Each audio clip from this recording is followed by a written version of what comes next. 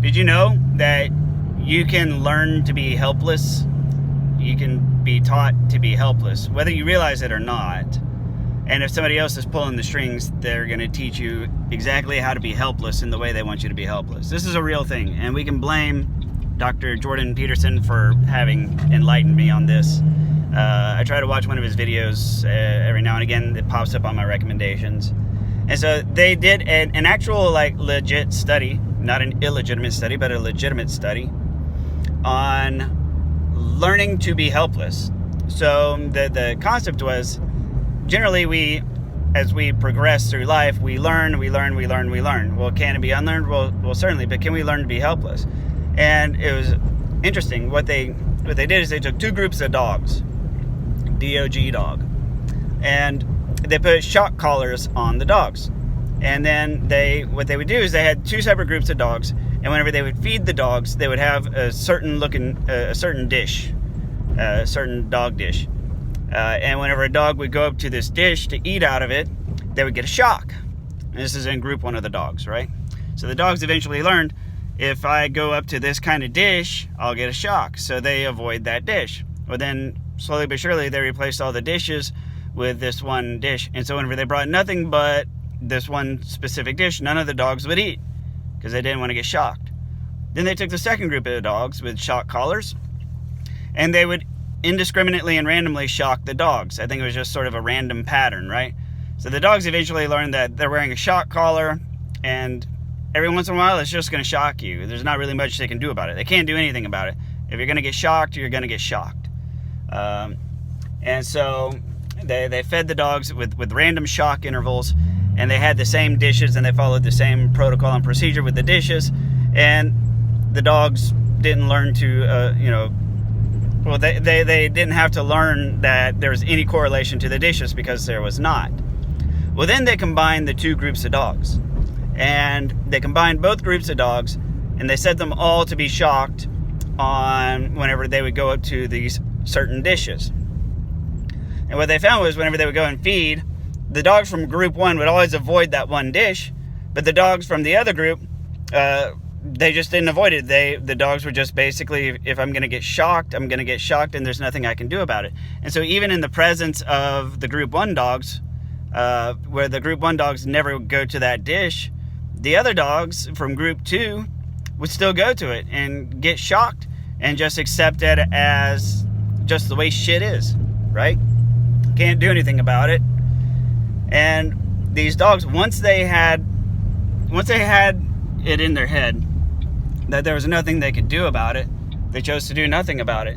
Even in the observation and the immediate presence of the group one dogs who knew better, these other dogs still just accepted it as a fact of life and decided that, well, they didn't decide, but they had resolved themselves to realizing that we can't do anything about the shock. If we're going to get shocked, we're going to get shocked. And who knows why.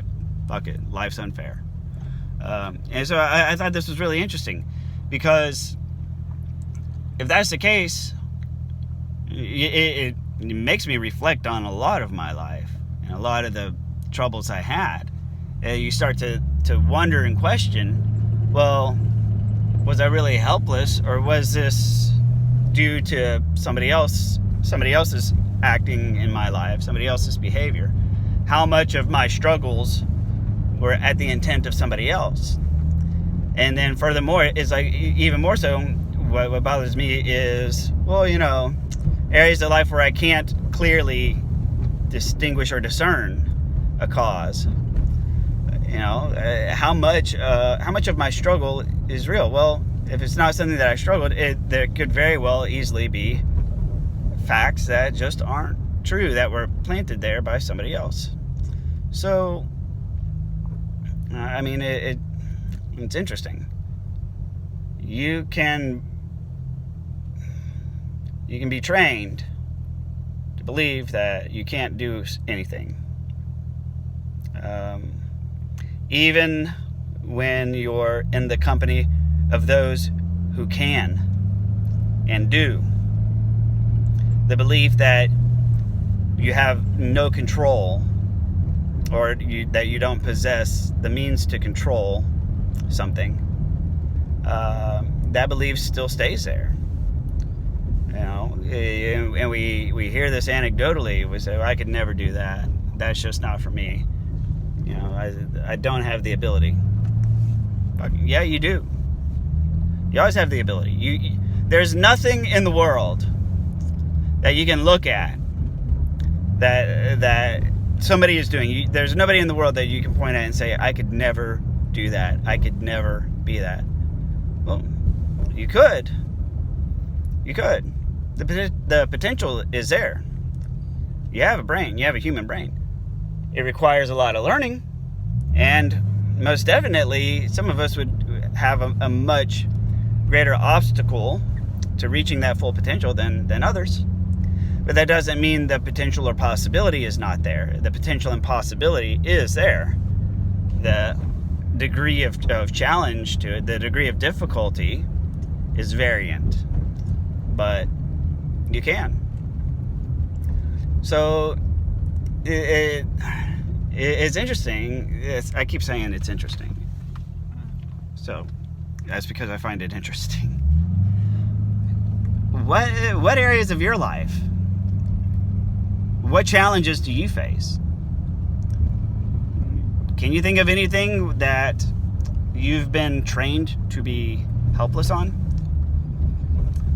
When you look at areas of your life, frustration, where nothing seems to be getting done, nothing seems to be getting better, things that seem like it's just the way shit is, right? One of my favorite quotes from a show called The Walking Dead, I'm sure you've heard of it. There's a quote on there. Somebody says, why are you doing this? And the answer was, I don't know. Why are turds brown? It's just the way shit is. Right? It's just the way shit is. That's a cop-out. That is learned helplessness. That is learned helplessness. You've learned that there's nothing you can do about it. You've learned that from experience. And there are plenty of situations where, where it's a lifesaver. The problem comes when the learned helplessness gets written to the circuitry falsely and under the guise of deception, right? So you believe you've learned helplessness in an area where you're really actually not helpless.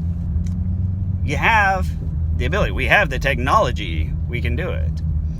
But for one reason or the other, you've learned that it's out of your control, or you've learned that it's a good idea to just do nothing.